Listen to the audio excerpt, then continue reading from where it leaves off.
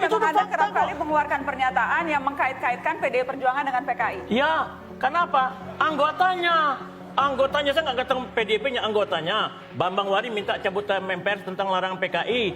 Kemudian Ripka Ciptani, aku bangga jadi anak PKI, mengadakan kongres di Gerabak 2015. Baik. Anak saya melihat mereka bangkit kembali, membuat buku perjuangannya. Itu sudah tanda.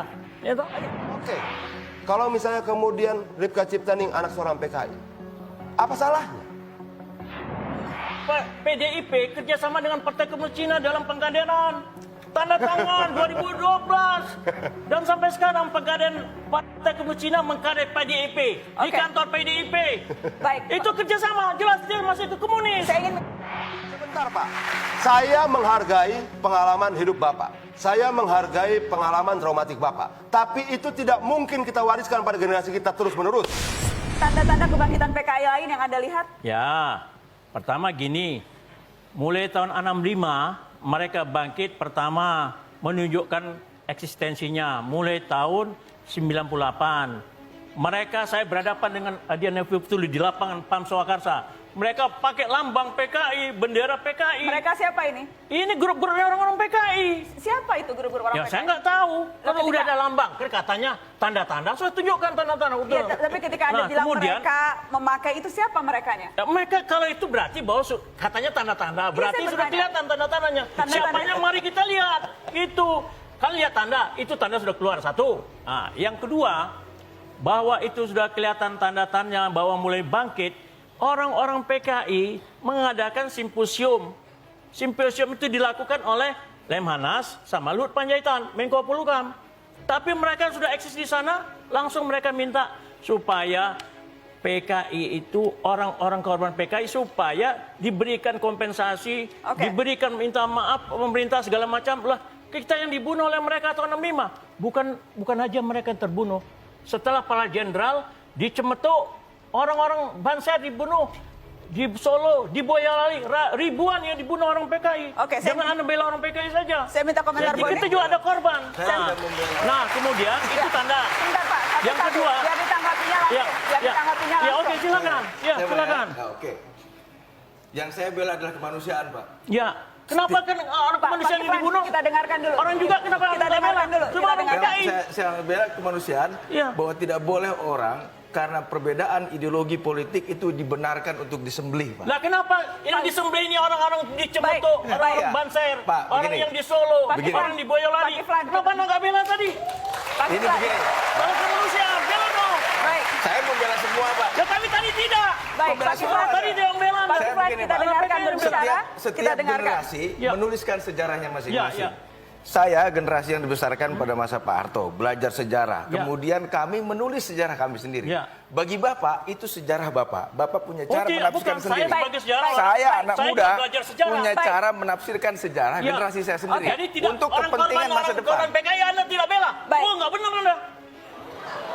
Saya nggak ngomong gitu, Pak. Ya, tadi ngomong Saya Anda. nggak ngomong Baik. gitu. Orang PKI aja Yang terbunuh. saya bela kemanusiaan, Pak. Ya tapi tadi Anda orang PKI Tidak. yang Anda bela ratusan ribu, yang orang yang dibunuh PKI. Saya bicara tentang pemahaman sejarah Oh, secara bukan utuh. sejarah cuma untuk mereka. Secara utuh, Nggak Pak. benar itu pun sejarahnya. Oke, saya ingin minta komentar Bang Mardhani Alisera. Bang Mardhani, tadi Anda katakan isu ini tidak pernah dibahas secara utuh, setiap kali selalu hanya dari dua sisi. Jadi kalau melihat isu ini sekarang dari sisi yang berbeda bagaimana? Iya, lagi-lagi ini kita perlu bersama duduk dalam suasana yang saling menjaga negeri ini. Ya, bahwa PKI berkhianat 4865 fakta sejarah. Ya, sehingga ada trauma sejarah merupakan sesuatu yang nyata juga. Sehingga apa yang disampaikan Pak Kiflan Zain mewakili beliau zamannya dan banyak orang juga benar. Ada trauma sejarah. Nah, trauma sejarah ini tidak bisa selesai kecuali dibahas secara terbuka. Ada rekonsiliasi, ada pembahasan terbuka, tetapi memang diperlukan orang besar untuk membahas ini sehingga semuanya mau duduk bersama dalam posisi yang sama, memahami fakta yang sama. Konteks orang besar itu maksud Anda pemimpin Betul. tertinggi? Pemimpin tertinggi yang memang punya otoritas moral dari masyarakat untuk membahas ini. Oke, Bang Adian? Apanya? Apanya? Mengomentari yang mana? Mengomentari tadi bahwa memang perlu, apakah kalau begitu saya buat jelas ya Bang, Ya. apakah pemimpin tertinggi itu dengan kemampuannya untuk merekonsiliasi ada di diri pemimpin tertinggi kita sekarang, jagoannya Bang Adian? Betul, presiden itu saya selalu mengatakan, Nana ya, Oke. almost everything rise and fall on leadership. Oke, saya cuma ingin Tidak mancing itu. bisa Saya ingin presiden mancing itu itu. Berarti berdiam diri terhadap apa yang terjadi di masyarakat. Dia harus take lead. Siapa yang Karena dia berdiam diri sekarang? tidak mengambil Siapa, Pak Jokowi? inisiatif presiden. Bagaimana Bang Adian? Itu tadi pertanyaannya. Ya kalau itu pernyataan Pak Mardhani biarin aja. Ngapain kita pusingin? Tugas seorang pemimpin secara moral itu, kalau trauma sejarah ini bagaimanapun bisa jadi penyakit. Oke. Karena di dalamnya nanti Sebenarnya turunannya begini. banyak. Ada hoax, ada tuduhan, ada fitnah. Mbak. Karena itu presiden harus mengambil inisiatif menyelesaikan masalah ini. Tidak bisa mendiamkan. Ini bukan cuman persoalan trauma. Trauma itu juga ketika kita bicara kita harus lihat fakta-fakta lain. Ada 165 negara di dunia ini. Yang masih menganut ideologi komunis tinggal 6. Dari 30 sekian negara yang menganut ideologi komunis, sekarang tinggal 6. Itu pun nggak konsisten. Dan itu pun tidak konsisten. Monggo. Bukan sebenarnya. Artinya bahwa sesuatu yang traumatik itu sebenarnya bisa kemudian diperbaiki, disembuhkan, atau kemudian dikelola dengan fakta-fakta lain. Mau nggak kita kemudian membuka diri terhadap fakta-fakta lain? Kalau yang tadi disebutkan Pak Kiflan, itu tanda-tanda yang menurut Anda ada dasarnya tidak? Bahwa kemudian mungkin Pak Kiflan mengalami situasi itu dan dia memiliki traumatik sejarah itu, ya boleh-boleh saja. Tapi fakta hari ini, di mana ada komunisme lagi? Cuma 6 negara dari 195 negara. Artinya bahwa kegagalan komunisme sebagai ideologi bukan cuma perdebatan-perdebatan. Secara faktual di dunia itu sudah terjadi. 30 negara yang menganut ideologi komunis, sekarang tinggal 6. Oke. Berapa banyak yang kemudian gugur? Ya. Itu harusnya kemudian bisa membantu kita untuk merenovasi pemikiran kita terhadap sesuatu yang sifatnya traumatik. Oke. Mungkin nggak dia bangkit lagi? Menurut saya tidak mungkin. Tidak mungkin, Di Pak mana Kiflan? ceritanya? Ya, Saya lempar langsung ke Pak Fakta-fakta Kiflan. di dunia sudah seperti itu kok. Baik, Bang Adian, tadi kita kasih kesempatan. tanda-tandanya di samping itu mereka sudah mengeluarkan simbol pada 17 Agustus tahun 2016, simbol PKI DNID ikut dalam 17 Agustus menunjukkan dirinya. Kemudian mereka meminta Di mana itu Pak Kiflan? di Pamekasan, di Jember, di Payakumbuh 2016 bersamaan. Mereka eksis sudah. Dan kemudian mereka menyatakan membuat seminar seminar belok kiri di tim. Kemudian di LBH pelurusan sejarah bahwa mereka tidak salah, bahwa Oke. PKI tidak salah. Ini realitas kata mereka tidak salah. Kemudian lagu-lagu hero mereka ketika mau perang, mau membunuh orang, lagu genjer-genjer, mereka mulai dengungkan. Di mana Pak? Ya, di LBH. LBH tahun 2017 saya di sana kok melihatnya. Ya. Jadi itu tanda-tandanya sudah kelihatan. Jadi di samping itu, mereka kan kemudian berusaha apa pernyataan dari anggota PDIP, ya Bambang Wari. Siapa namanya temanmu itu? Bambang Wari. Dia menyatakan supaya cabut tap MPRS tentang pelarangan partai PKI. Oke. Ya toh? Pak Itu Kiflan. dijelas minta larang tentang partai PKI supaya dia jangan. Pak Kiflan, kalau saya perhatikan itu memang Anda fakta kerap kok. kali mengeluarkan pernyataan yang mengkait-kaitkan PDI Perjuangan dengan PKI. Ya, kenapa? Anggotanya saya nggak katakan PDIP-nya, anggotanya. Bambang Wari minta cabut MPRS tentang larangan PKI.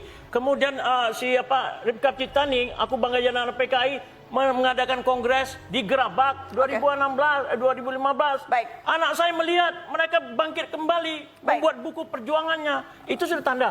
Saya tidak mengatakan Jokowi PKI, tetapi anggota PDIP, Ripka Ciptani, kemudian Rike Diga Pitaloka, pernyataan-pernyataan dan Oke.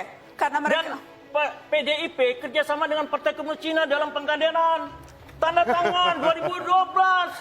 Dan sampai sekarang pengkaderan Partai Komunis Cina mengkader PDIP di Oke. kantor PDIP. Baik. Itu kerjasama, jelas dia masih ke komunis. Saya ingin minta Cara komentar. sentralistis, Baik, Pak Kiflan, diktator proletar. kita dengarkan. PDIP kerjasamanya seperti itu. Bagaimana, Bang Ini ada Adian? fakta kok tanda tangan Ibu Kita Mega dengarkan. sama Sekjen PKI Pak di Kiflan, Cina Pak dan di Kiflan, sini. kita dengarkan Bang Adian. Kan baru bangkit PKI, apa sih Baik. lagi? Silakan Bang Adian. Ya, kalau menghadapi tuduhan-tuduhan yang seperti ini, ngapain sih kita komentari seperti yang dikatakan oleh Bu Mega tadi? Kita jalan saja terus, itu tidak akan mempengaruhi apa-apa. Karena rakyat akan memiliki nalar tersendiri untuk mampu membedakan mana yang benar dan mana yang tidak benar. Itu pertama. Saya juga pernah dibilang anak PKI. Bapak saya kepala Kejaksaan Negeri. Bapak saya yang membuat surat dakwaan untuk sekian banyak orang PKI. Tapi saya pun sempat dituduh seperti itu. Ini tuduhannya membabi buta. Yang kalau tidak segera diperbaiki dengan baik, semua orang akan bisa menjadi korban dari tuduhan-tuduhan seperti ini. Oke, kalau misalnya kemudian Ripka Ciptaning anak seorang PKI, apa salahnya? Kalau kemudian misalnya dia korban-korban PKI tahun 65 bertemu untuk saling membangun kenangan, mereka bercerita dan sebagainya, mereka sudah di usia uzur mau meninggal, bertemu lagi segala macam. Kalau begitu tidak apa-apa. Sebentar. Apa persoalannya? Kenapa kemudian kita selalu memiliki kekhawatiran berlebihan sebagai bangsa? Kurang apa lagi kita sebagai bangsa yang sudah bertahan sekian puluh tahun tidak mampu dihancurkan oleh siapapun? Kenapa kita masih takut pada orang-orang tua itu? Sebentar, Pak. Saya menghargai pengalaman hidup Bapak. Saya menghargai pengalaman traumatik Bapak. Tapi itu tidak mungkin kita wariskan pada generasi kita terus-menerus. Bagaimanapun juga, generasi muda hari ini akan memiliki zamannya sendiri. Generasi muda hari ini akan memiliki tantangannya sendiri. Mereka akan memiliki musuhnya sendiri. Biarkan mereka menghadapi itu. Tidak kemudian hantu masa lalu harus kita wariskan menjadi hantu bagi mereka kemudian hari. Tidak bisa. Tidak bisa. Jangan membela PKI. Tidak ada yang membela PKI. Saya juga tidak mau ketakutan masa lalu kita wariskan pada anak muda kita. Anak-anak ex-PKI jangan lagi menghidup-hidupkan. Kalau mereka tidak menghidup-hidupkan, kita Tidak bisa, Pak. ngomong. Kita akan break. Kita tidak